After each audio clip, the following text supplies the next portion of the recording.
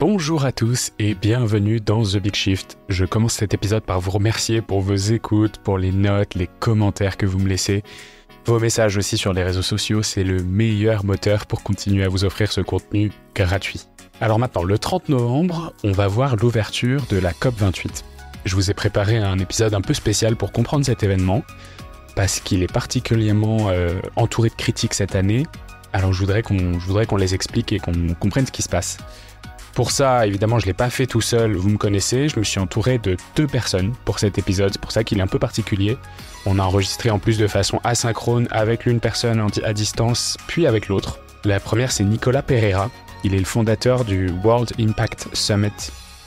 Il a décidé de ne pas se rendre à Dubaï pour la COP28 cette année, et surtout, il a appelé les acteurs non gouvernementaux à ne pas s'y rendre. Donc là, on parle des ONG, des entreprises qui ont l'habitude de participer, pas aux décisions, mais à tous les ateliers qui entourent cette COP. Donc il leur a dit ne vous y rendez pas, ça ne servira à rien. La deuxième personne, c'est Marine Le Serre. Elle est responsable des politiques internationales à la plateforme Océan Climat. Elle est déjà passée dans The Big Shift il y a 1 an tout pile pour me parler des grands enjeux de la COP27, et du coup cette année je lui ai proposé qu'on en discute pour qu'elle puisse m'expliquer pourquoi est-ce qu'elle a fait le choix d'aller à Dubaï et pourquoi est-ce que le 30 novembre elle partira pour Dubaï pour 10 jours pour cette 28e conférence des parties. D'ailleurs je vous propose d'aller écouter cet épisode aussi sur le sujet si ça vous intéresse, parce que c'est un super moyen de comprendre comment est-ce que ça fonctionne une COP mais vu de l'intérieur. Quand on est à l'extérieur, on comprend difficilement un peu tout ce qui s'y joue sur ces 15 jours. Donc voilà, c'est un très bon épisode pour démarrer là-dessus. Je vous le mettrai le lien dans la description. Alors, petit rappel pour commencer. On a au niveau mondial une convention cadre des Nations Unies sur le changement climatique, qu'on appelle de façon très basique et très simple la CCNUCC. Dans cette convention cadre, des États, ils ont des conventions nationales, qui sont des conventions qui travaillent à l'année sur les objectifs climatiques des différents pays. Et la COP, dans tout ça, qu'est-ce que c'est ? C'est un grand rassemblement annuel mondial dans lequel sont discutés les engagements des pays qui sont uniformisés pour certaines pratiques et pendant laquelle on essaie d'avancer mondialement sur les questions climatiques ensemble et que chacun défend ses intérêts, les éléments sur lesquels il a envie d'avancer et les éléments sur lesquels ils sont un peu plus frileux. Voilà, et c'est un peu le point d'orgue d'une année complète de travail de façon séparée ou de façon conjointe, notamment pour les ONG. Chaque COP, en fonction de qui l'accueille, qui l'organise, a un point d'attention particulier. Pour vous donner un exemple, l'année dernière, à Sharm el-Sheikh, en Égypte, c'était la mise en œuvre d'un plan d'aide aux pays du Sud, qui sont évidemment moins responsables de la crise climatique, mais qui sont plus touchés par ce dérèglement. Donc, cette année à Dubaï, il y a 2 grands sujets. L'énergie, dans un pays dont la production de pétrole représente une majeure partie de son activité, ça paraît un peu logique, mais il y a aussi un grand bilan mondial depuis les accords de Paris de 2015, la fameuse COP21. J'ai demandé à Marine de m'expliquer les enjeux de cette COP28 et je vous laisse l'écouter. L'année dernière, tu me disais que l'engagement et la qualité d'une COP dépendaient beaucoup de ce que voulait en faire la présidence. Donc voilà, je me pose beaucoup de questions sur ce qu'on peut attendre de cette COP, sur le fait que ça puisse être quand même une COP de transformation. La COP26 à Glasgow, on avait dit que c'était la COP de la dernière chance. La COP27 en Égypte, on avait dit que c'était la COP de l'implémentation et aussi la COP des pays du Sud. Et on va voir que c'est peut-être aussi aujourd'hui pour ça qu'il y a beaucoup de cristallisation autour de ces sujets. Aujourd'hui, Marine, qu'est-ce que c'est la COP28 ? Qu'est-ce qu'on peut attendre de cette COP ? Voilà, je te laisse démarrer avec ça et puis je pense qu'on reprendra un peu des points de cristallisation précis par la suite. Oui, avec plaisir. Déjà, je suis ravie d'être à nouveau avec toi pour échanger sur la COP. Et cette année, c'est une COP particulièrement importante. Je sais que je peux dire ça assez souvent, mais là, c'est différent. Cette année, la COP 28, en fait, c'est particulièrement importante parce que c'est l'année du bilan mondial, qu'on appelle en anglais le Global Stocktake. Et en fait, c'est un mécanisme qui est prévu par l'accord de Paris qui analyse ce que les États ont fait jusqu'à présent dans la mise en œuvre de leurs solutions et qui définissent en fait la marche à suivre. Qu'est-ce qu'on va faire à partir de cette information ? Où est-ce qu'on va ? Quels sont les challenges ? Quelles sont les opportunités ? Et qui essayent de définir une sorte de feuille de route pour la suite. C'est vraiment ce qui est au cœur de l'accord de Paris avec les contributions déterminées à niveau national dont tu parlais tout à l'heure, qui sont en fait tout simplement les plans d'action des États, et voir comment est-ce que ceux-là sont révisés au fur et à mesure des cycles des 5 ans qui passent avec cette soumission des contributions des États et leur révision par le bilan mondial. Et après, la mise en œuvre d'une sorte de rehaussement d'ambition pour pouvoir continuer à avancer vers l'atteinte des objectifs de long terme de l'accord de Paris.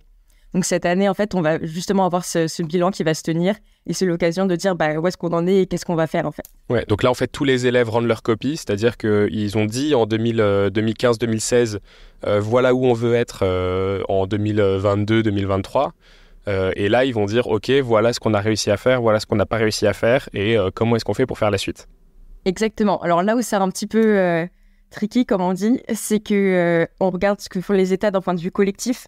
On regarde l'ensemble, où est-ce que toutes les réductions des émissions nous emmènent, où est-ce que toutes les politiques d'adaptation nous emmènent. On ne regarde pas ce que chaque État a fait. L'idée, c'est pas de pointer du doigt les bons et les mauvais élèves, c'est de regarder ensemble où est-ce qu'on en est et justement d'être dans cette dynamique et dans cet élan collectif. Ok, tu disais l'année dernière, donc effectivement, que la COP dépendait énormément de ce que voulait en faire la présidence. Aujourd'hui, est-ce qu'on a une bonne idée de ce que veut faire la présidence de cette COP ?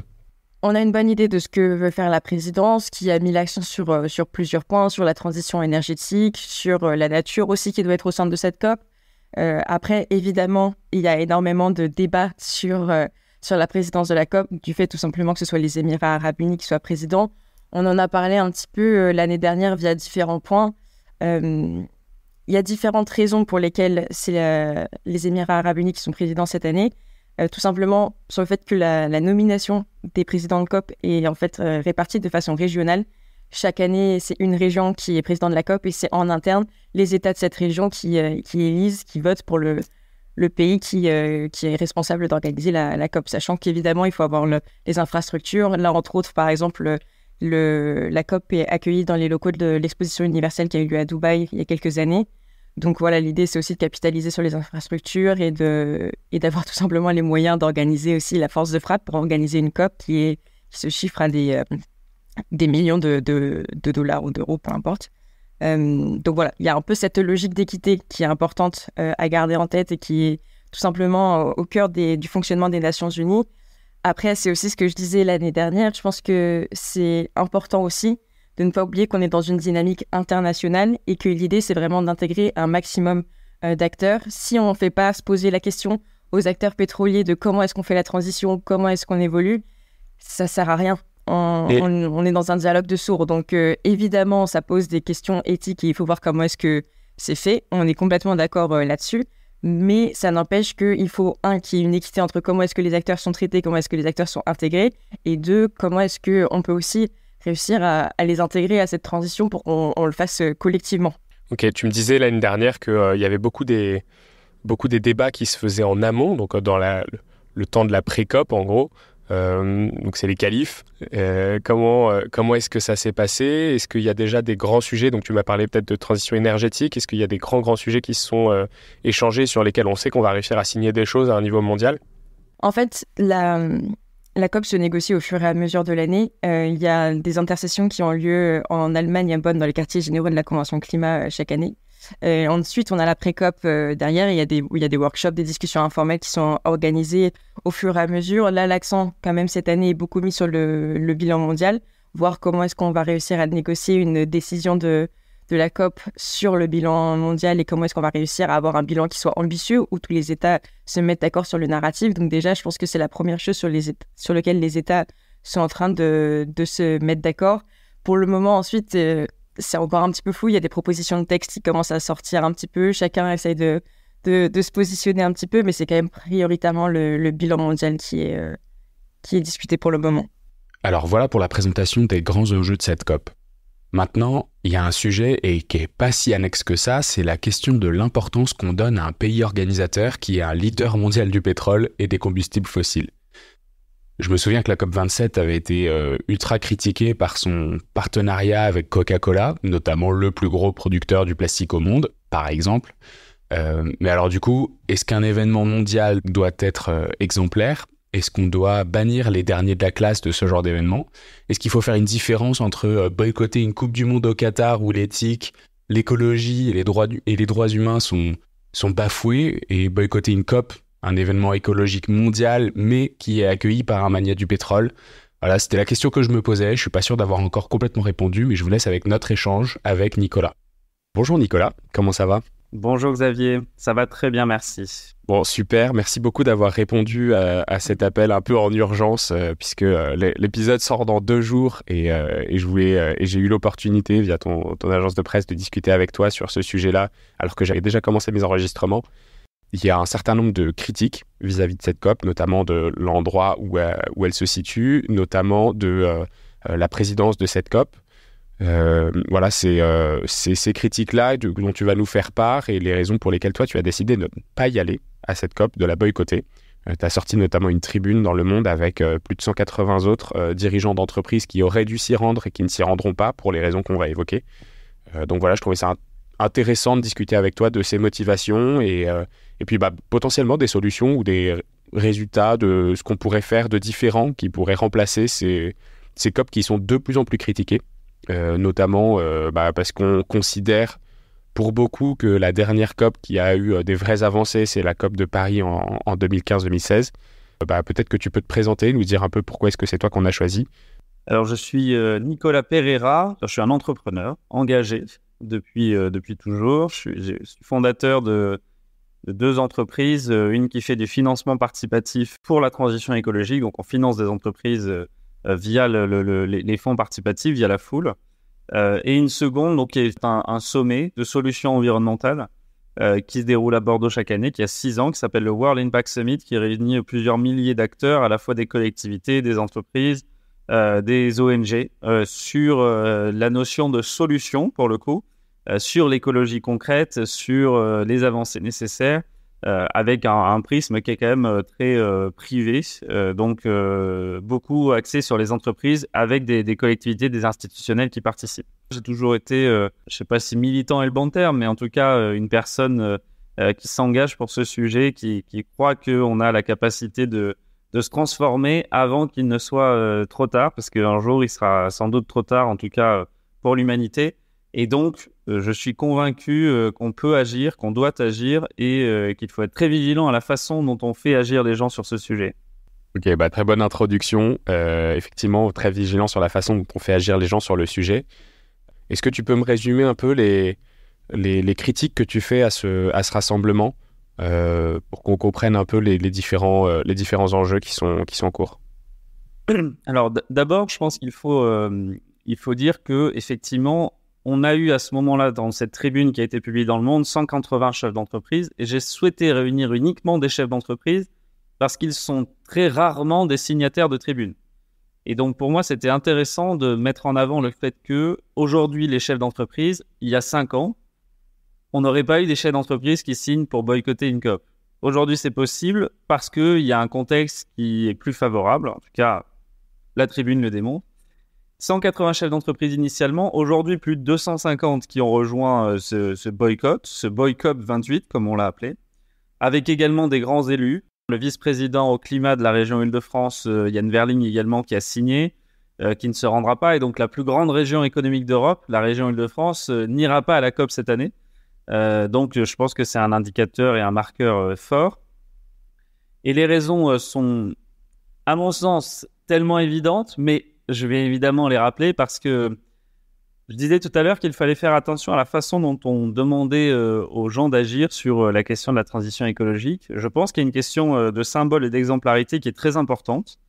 Et on voit en ce moment, et depuis quelques années, que la difficulté de l'acceptabilité de la transition écologique se fait de plus en plus forte.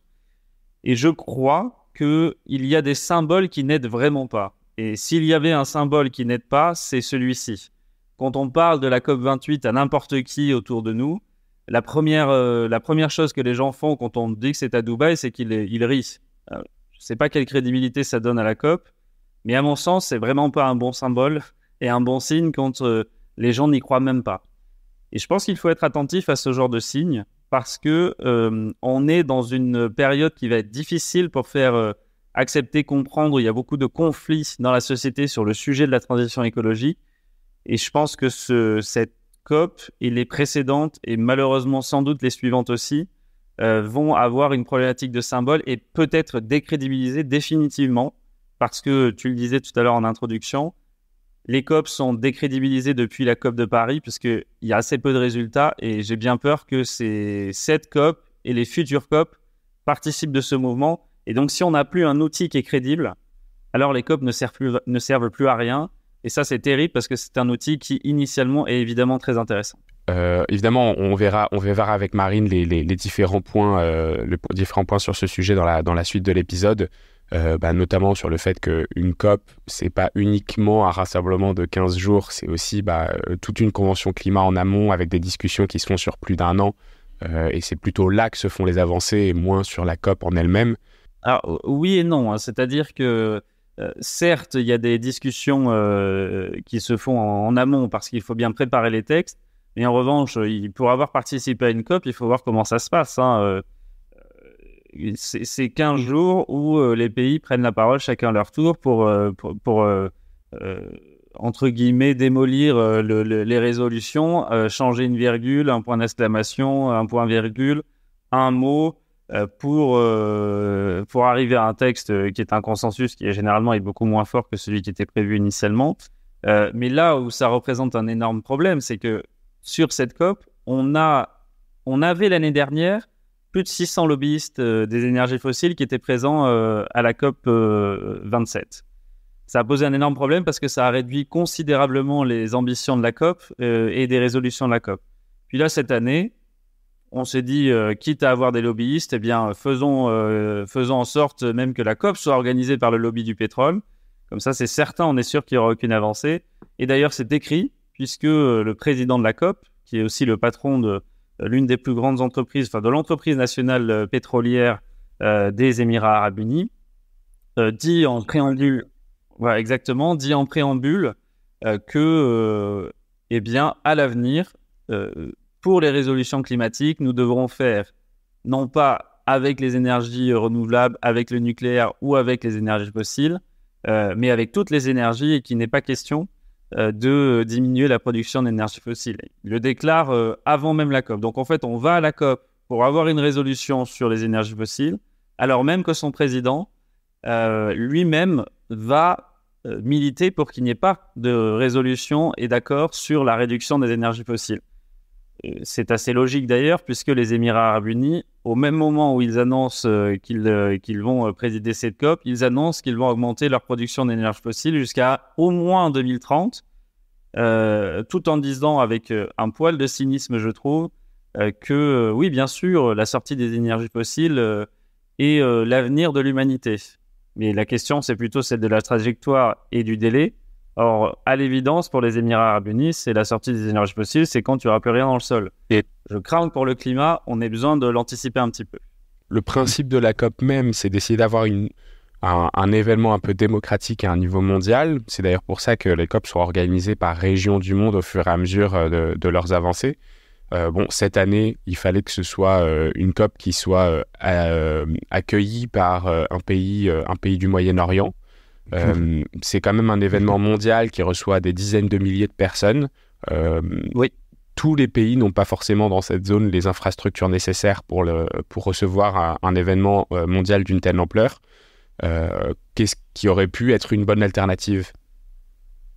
Alors, c'est pas que tous les pays n'ont pas les moyens de l'accueillir. Alors, bien sûr, il y a un sujet de logistique, mais il y a aussi un sujet de coût au sens propre, puisque organiser une COP, ça coûte environ 200 millions d'euros, donc c'est un budget évidemment non négligeable, puisque la plupart des délégations sont financées par le pays hôte, et donc notamment les délégations du Sud. Et donc il y a un sujet qui est important à mes yeux, c'est celui du choix justement des lieux d'accueil et des pays et des villes d'accueil. Alors, vous avez mentionné que c'était comme ça. Oui, c'est vrai, c'est comme ça, mais c'est un peu archaïque, hein. C'est un modèle qui remonte à plusieurs décennies.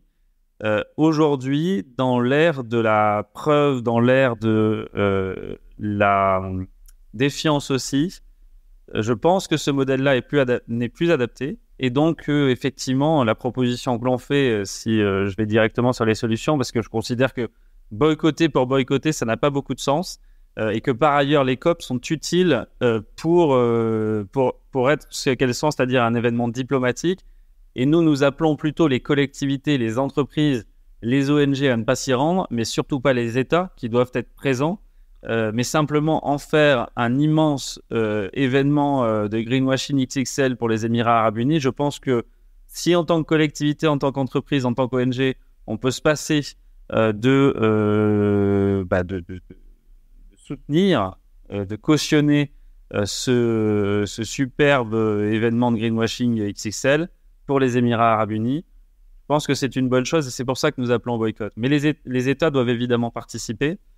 Et au-delà de ça, donc si on doit faire une proposition concrète pour imaginer un autre modèle, parce que je crois qu'il faut imaginer un autre modèle, c'est celui de l'exemplarité, c'est celui de la transparence.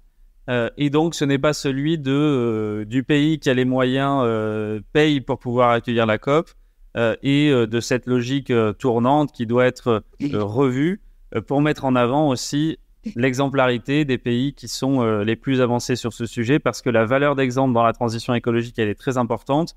Je ne vois pas quel exemple positif, moteur, entraînant on donne en organisant une COP à Dubaï.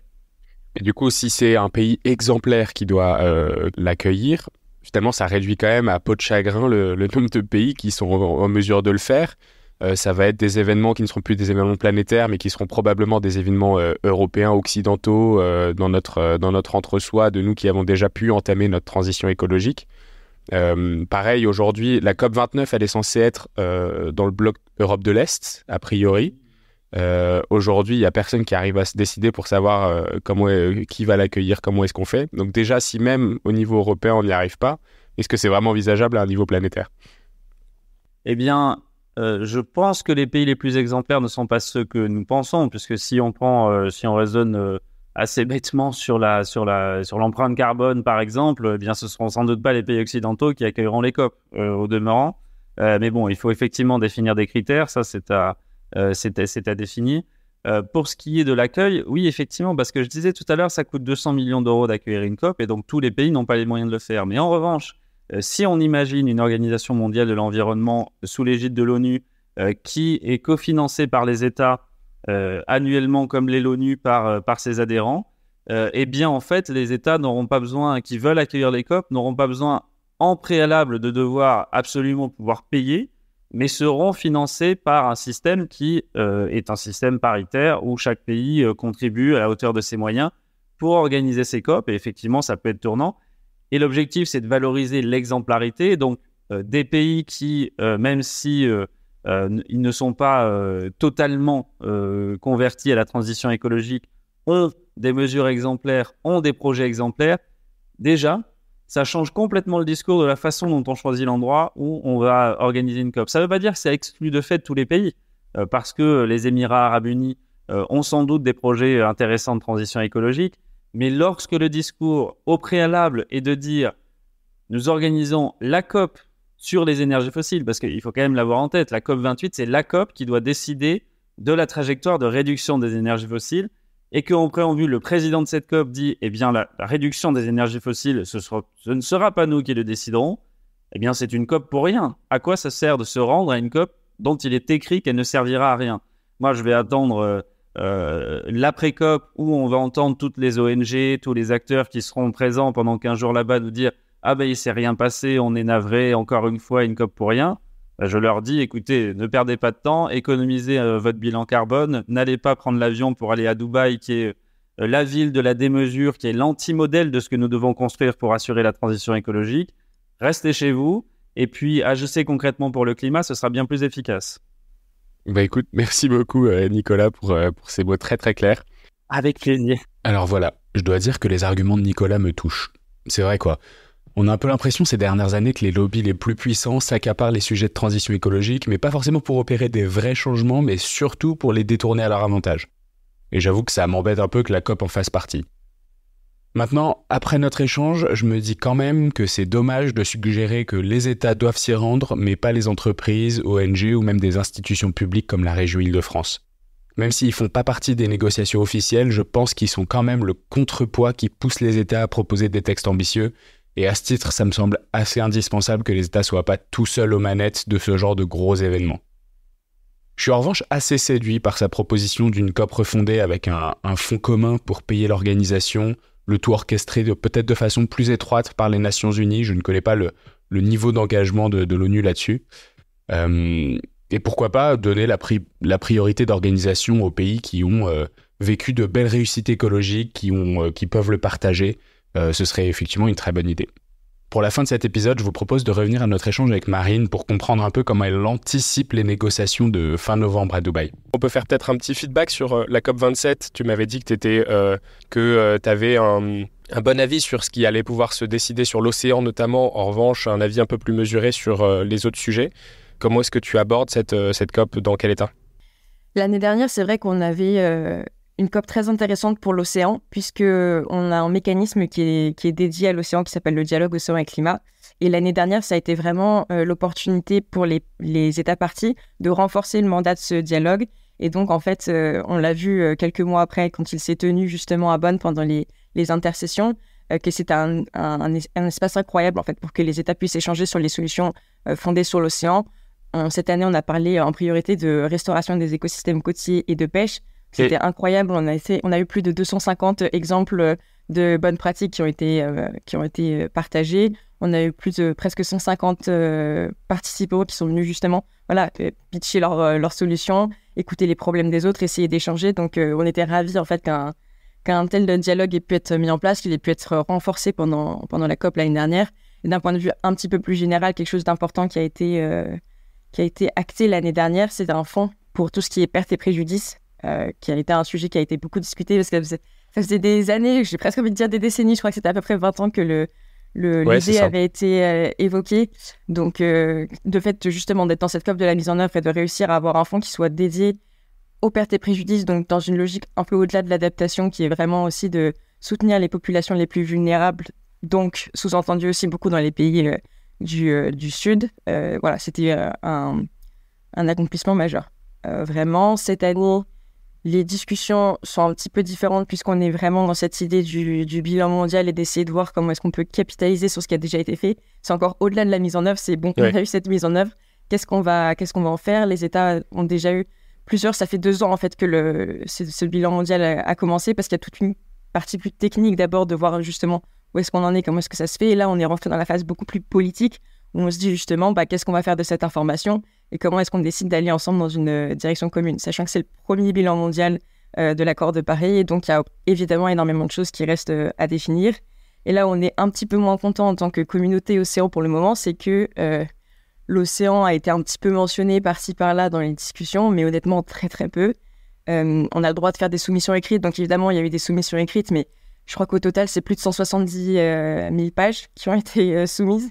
Donc évidemment l'océan est complètement perdu dans ce flot d'informations-là, donc très peu traité par les États derrière. Et aujourd'hui, dans le texte politique qui commence à se dessiner, on ne parle pas du tout d'océan, qui est quand même, je le rappelle, le plus grand écosystème au monde, qui séquestre et génère 30% du carbone, qui fournit près de 50% de l'oxygène qu'on respire. Donc voilà, c'est quand même un écosystème incroyable. On peut parler aussi de sécurité alimentaire, on peut aussi parler de sécurité énergétique. Enfin, il est vraiment au cœur de toutes les problématiques auxquelles on doit faire face aujourd'hui. Et pour ça, c'est vraiment important que l'océan soit intégré dans son bilan mondial, parce que s'il n'est pas dans cette discussion un peu plus politique, ça veut dire que derrière, il ne sera pas dans les solutions qu'on essaiera de mettre en place. S'il ne fait pas partie de la réponse globale, on passe quand même à côté d'une incroyable opportunité. Donc pour nous, l'ambition de cette COP, c'est vraiment de s'assurer que l'océan soit présent dans le bilan mondial, dans sa conclusion politique, donc potentiellement une décision de COP, pour être sûr qu'on puisse continuer à avancer, continuer à mettre en place des solutions innovantes et pertinentes.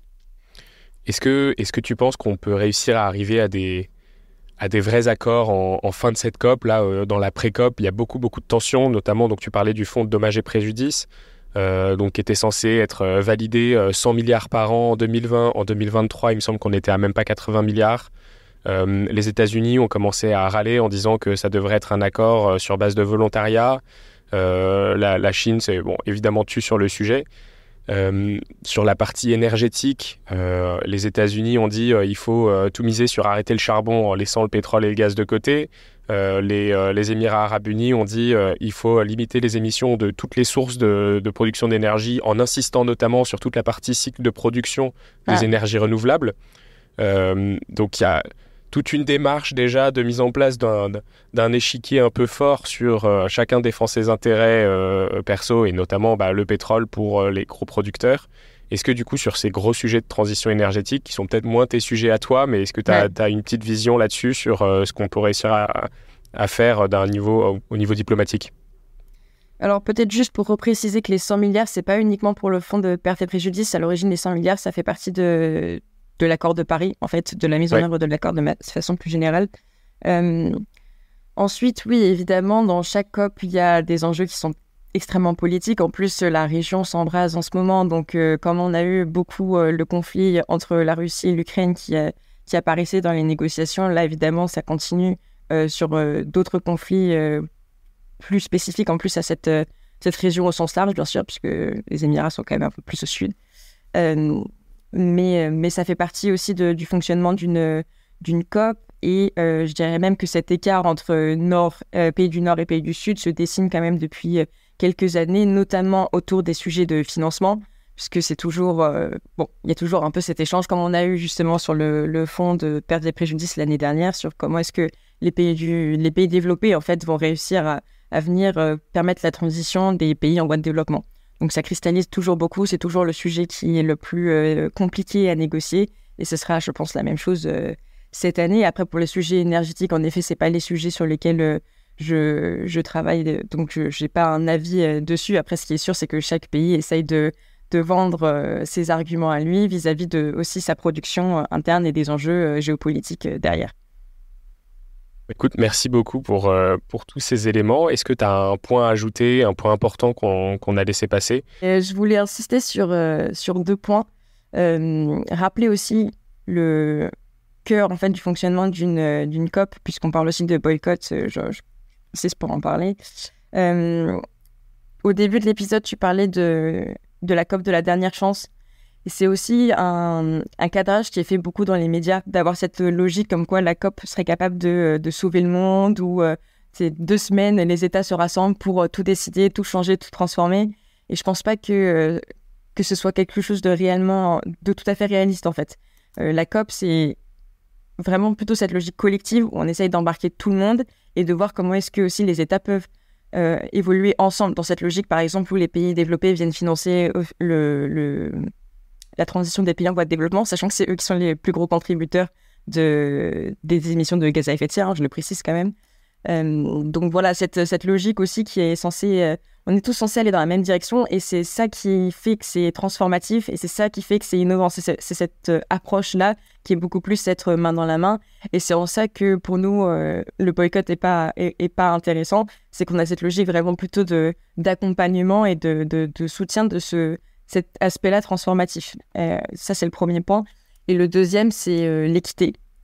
Pour insister, on en a parlé un petit peu sur cette logique que la présidence en fait, de la COP, tout simplement, est tournante et qu'on est obligé de respecter ce point-là. Je pense qu'il faut bien garder en tête qu'on a notre perspective de pays du Nord et qu'il y a aussi la perspective des États du Sud et voir comment est-ce qu'eux sont soutenus et voir comment est-ce qu'on peut intégrer du changement à différents niveaux. C'est aussi ça l'accord de Paris. Dans le cadre de l'accord de Paris, il y a ce qu'on appelle le partenariat de Marrakech, qui est en fait cet aspect société civile de l'accord de Paris. Et l'idée, c'est de convaincre les États, mais aussi d'engager le reste de la société civile. L'idée, c'est d'être vraiment tous ensemble et de faire en sorte que les grands patrons s'engagent, de faire en sorte que les industries suivent, qu'il y ait vraiment cette logique en chaîne qui aille de la plus grosse industrie jusqu'aux petits pêcheurs artisanaux dans un pays africain, par exemple, ou peu importe, mais qui est vraiment cette logique d'engagement et de soutien avec un travail main dans la main des gouvernements et de la société civile, en fait. Donc ça, c'est 2 points qui sont vraiment importants par rapport au fonctionnement des COP et à l'accord de Paris, et d'avoir vraiment cette logique. Et c'est en ça que je pense que l'accord est innovant et important à suivre, tout simplement. Merci beaucoup. Merci. C'est la fin de cet épisode de The Big Shift. J'espère qu'il vous a plu et que vous en avez retiré quelque chose pour votre vie quotidienne. C'est ça le plus important. C'est beaucoup plus simple de parler du sujet sensible de l'environnement quand ses amis ou sa famille sont vraiment informés. Alors partagez le plus possible The Big Shift, ça aidera tout le monde. Et si vous avez des questions, des sujets que vous souhaitez qu'on aborde, des invités que vous voulez entendre, ou tout simplement que vous voulez qu'on discute de cet épisode, envoyez-moi un message sur LinkedIn. The Big Shift est produit par Echoes Studio. Si vous avez un projet audio, contactez-nous sur www.echoes.studio. Merci d'avoir écouté jusqu'au bout. Je vous retrouve très bientôt pour un nouvel épisode.